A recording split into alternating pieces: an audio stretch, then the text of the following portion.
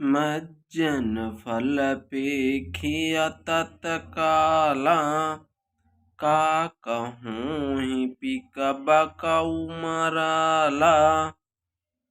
सुनिया चरज करे जनि कोई। सतसंगति महिमा नहीं गोई। इस तीर्थराज में स्नान का फल तत्काल ऐसा देखने में आता है कि कौवे कोयल बन जाते हैं और बकुले हंस।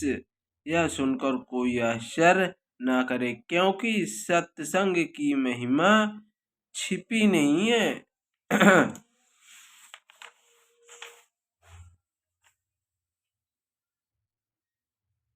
वाल्मीकि नारद घट जोनी। निज निज मुखन कहिया निज होनी। जलचर थलचर नभचर नाना। जे जड़ चेतन जीव जहाना।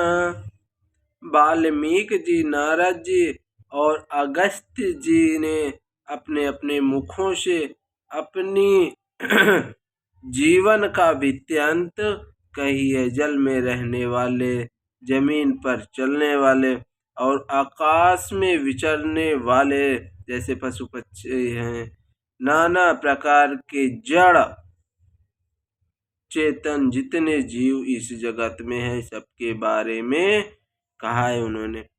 मत की रत गति भूत भलाई। जब जही जतन जहाँ जही पाई। सो जान बसत संग प्रभाऊ। लोकहु वेद नयन उपाऊ। उनमें से जिसने जिस समय जहाँ कहीं भी जिस किसी यत्न से बुद्धि कीर्ति सतगति विभूति और भलाई पाई है, सो सब सत्संग का ही प्रभाव समझना चाहिए। वेदों में और लोक में इनकी प्राप्ति का दूसरा कोई उपाय नहीं है। बिनु सत्संग विवेक न होई। राम कृपा बिनु सुलभ न हो सोई। सतसंगत मुद मंगल मूला। सोई फल सिद्ध सब साधन फूला।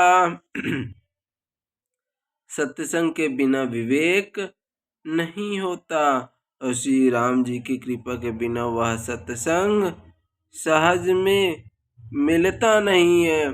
सत्संगति आनंद और कल्याण की जड़ है। सत्संग की सिद्धि ही फल है और सब साधन तो फूल है। सठ सुधरहि सतसंगति पाई। पारस परस कुधात सुहाई। विधिवश सुजन कुसंगत परहि। फनि मनि समनि जगुन अनुसरहि। दुष्ट भी सत्संगत पाकर सुधर जाते हैं। जैसे पारस के स्पर्श से लोहा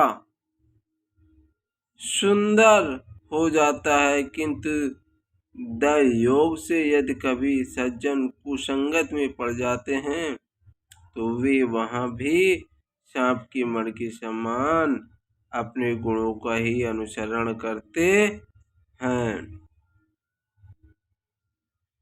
संग में रहकर भी दूसरों को प्रकाशित देते हैं। दुष्टों को उन पर कोई प्रभाव नहीं पड़ता।